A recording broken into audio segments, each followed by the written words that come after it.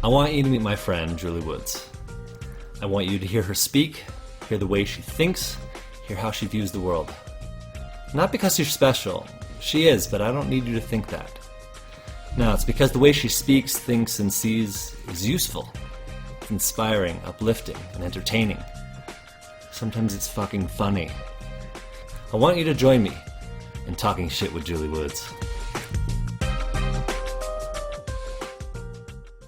To keep me here, and now I'm here for good. Yeah. So spirit. Back to spirit, exactly.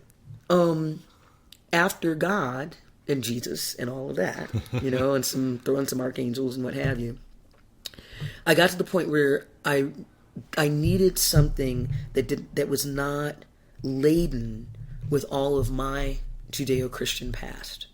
And I also felt something that did more of the swing between humanity and divinity.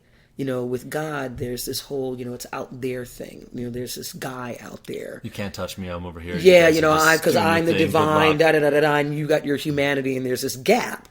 And the spirit thing was more just kind of like air, and that appealed to me.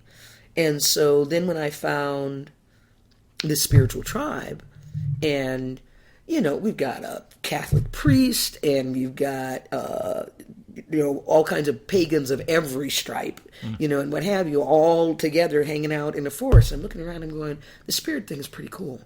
It's encompassing. Okay, because it's all inclusive. Nobody gets left out. Nobody gets left out. Okay, and I'm all about nobody gets left out. And so I just adopted it. And it felt good, and it felt right, and it included what I thought about God, and it also included stuff that I'd never thought about. And it did a bridging between the best of who we are that we know about, and then whatever's better than that, which is your divinity, and my worst humanity. And there was this wonderful, just like bridging of all of that. So everybody gets to ride the get better ride. I like the get better ride. I want everybody to feel that. So here's something. I've looked to most concepts of divinity, spirit, God as kind of your own personal brand of your imaginary best friend. Yes, that'll work. And that kind of almost answering my question. Would you say that that's a fair enough label because it's broad enough to encompass that? It's not threatened by thinking it anything less. How dare you think it is imaginary friend? This shit's real. Instead, you're in the blind say like, cool, you can call it that. You can call it whatever I want. I got a friend who believes in Elvis. Seriously? I have a friend who believes in Elvis. Elvis tells him good things to do. I'm like, dude, great. I don't care if it's Felix the cat. Okay? If it's useful. If it's useful. Okay? I love the man. I will actually use that, John, because for some people, particularly atheists, for example, they're like, I can get behind the imaginary best friend thing. The whole spirit thing and da-da-da-da-da. I'm not interested, okay?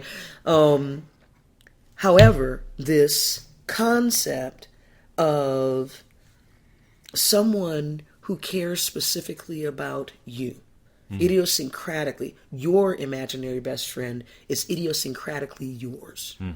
That's useful. It's kind of nice. It's kind of comforting. It's very comforting. And so in that comfortingness, you're experiencing what folks who talk about God from a place of love are experiencing, if you've been outside of that, or folks who talk about spirit as that thing. You're experiencing exactly the same thing. We find a comfort in that. I find a comfort in thinking there's somebody who's like, wow, in about a year, Jules is going to need, she's going to need to get to Colorado. Oh, how long have you been here? 5 years. 5 years. All right, so in like 5 years, Jules is going to need to get to Colorado, and she's going to have some kind of trip thing that she's going to get to. Yeah, so we need to get some folks there and get them established so that she feels like yummy and safe. Okay, it's like, ooh. John Larson, he'd be great. Let's get him to Colorado. Oh, that will totally work. Okay, so there's like this whole team up there going, all right, so we get John in Colorado, and then she's going to need some priestesses there. Okay, so we'll get this person there. Okay, and so now the thing has happened, and I'm here, and it's just laid out. It's just laid out. That's what this trip has been for me. Yeah. It's like the planning went beyond the planning that the humans did. I would say it's popular for the alternative narrative people to live in. The fiction, like, the universe hates me. Like, this shit's just, everything's going wrong. And someone's plotting and planning against me. Of course, it's their own fictitious pain in the ass figure. And basically you're fictitious, imagining a really benevolent figure who's super smart, thinking 7 steps ahead, and actually setting up your life to be kick-ass. It takes exactly the same amount of energy to come up with I'm getting my ass kicked because somebody bigger than me is doing that and being this. Remember, and this is where we're going to come back to, I am building a cult of empowerment. You cannot have culture without cult. What's the line? If you want to be empowered, stay in the cult and drink the Kool-Aid. If you don't want to be empowered, get the fuck out of my cult. Okay? Because I only want to work with people who actually want to be accountable for their actions and empowered in what they do. And so someone who's going, the spirit's plotting against me and da-da-da-da-da, invariably they are not being accountable for their own actions.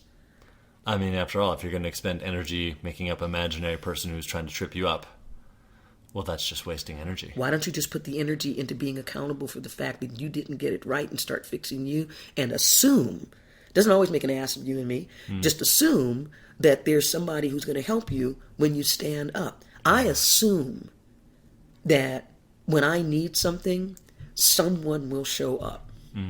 I assume that because when those kids were stoning me and they left me on the ground, nobody came.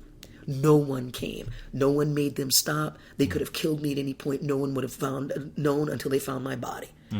Okay? So I make sure that if I'm around, no one gets left on the ground like that. No one.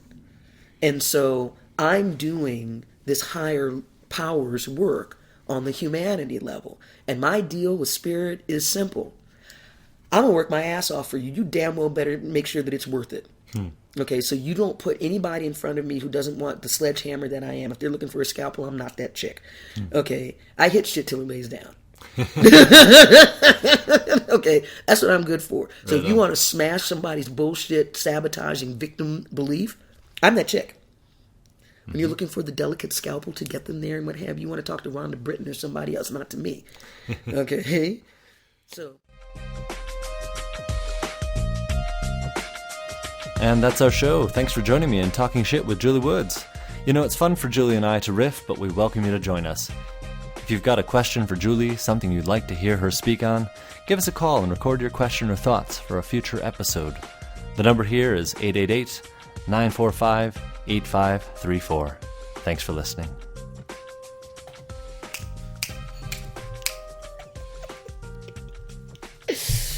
Yeah. Yeah. Thank you. Thank you.